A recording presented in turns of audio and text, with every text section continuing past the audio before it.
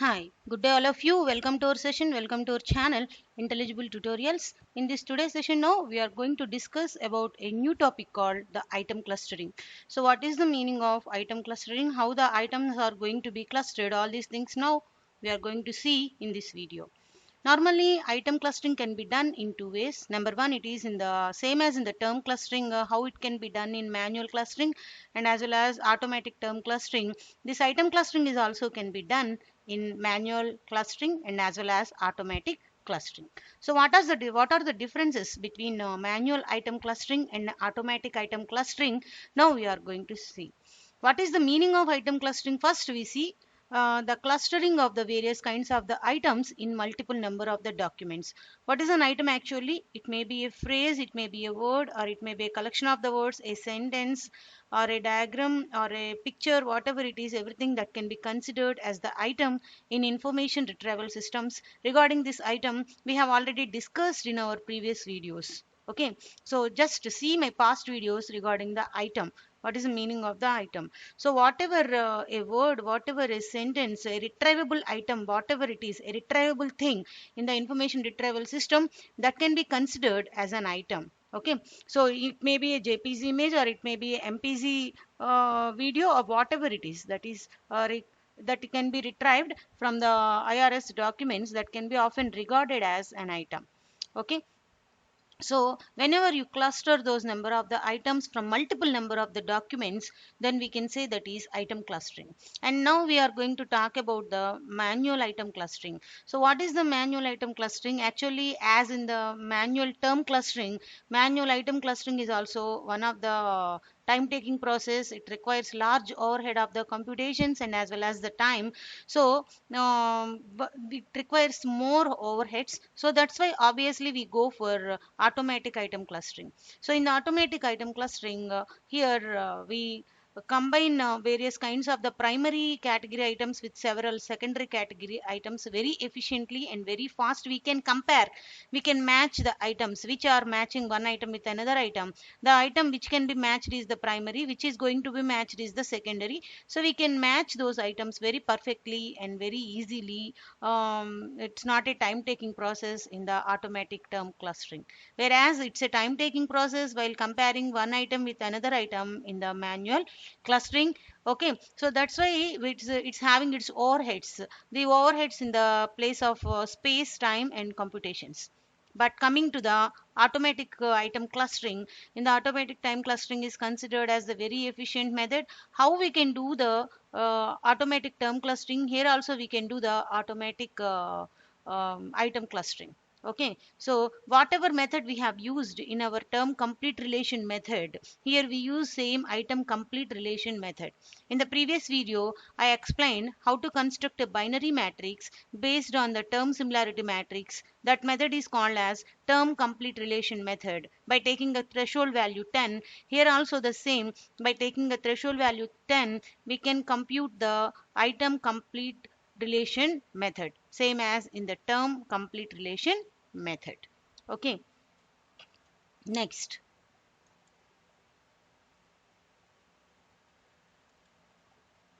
Okay, now we see, so how the item clustering can be done. Item clustering can be done normally, the similarity between the documents, whenever we can cluster the, obviously the items are also can be clustered. So items are existing in multiple, not only one single document. We can do the item clustering not only in one single document.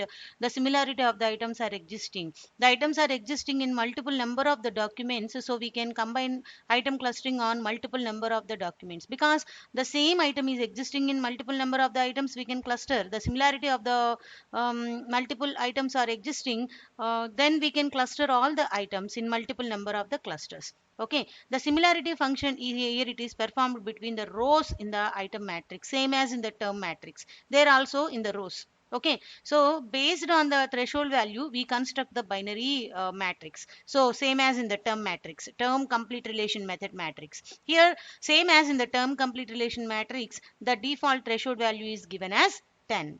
So the function, the formula is also same, how the similarity of the each and every item can be computed.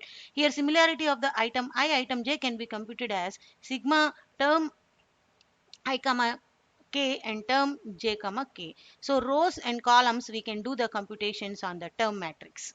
Okay, so now we see how it will be done. Let us see the item to item relationship matrix. It is given as the some kind of the values here, it is given. So what these are the similarity values, actually how one item is similar to the another item, the values are given in the numerical representations.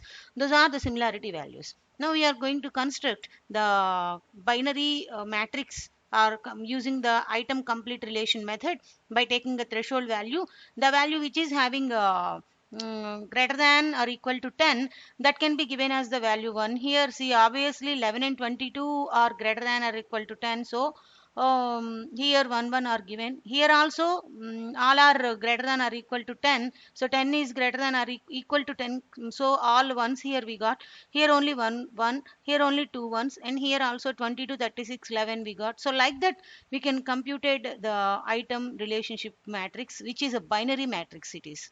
Okay, so how can we compute it other kind of the term relationship techniques? Those same things here also we can do. So in this way we can compute the item complete relation method. This can be often regarded as, and this is the item clustering, the clustering of the similar items over the multiple number of the documents. So here also we can do two types of the clustering, automatic and as well as the manual. Manual is difficult because of its overheads, large space time and computational overheads, whereas automatic is very efficient, it's not time consuming method and efficient, often regarded as. So same as the term complete relation method, here also it construct the binary matrix. So this is nothing but the complete item relationship method and item clustering over multiple number of the documents. So in the coming videos we talk about other kind of the clustering methods and how they can be implemented over multiple documents and multiple terms and items in the information retrieval systems. If you like my video, please subscribe my channel and please watch, share all my videos. Thank you for watching.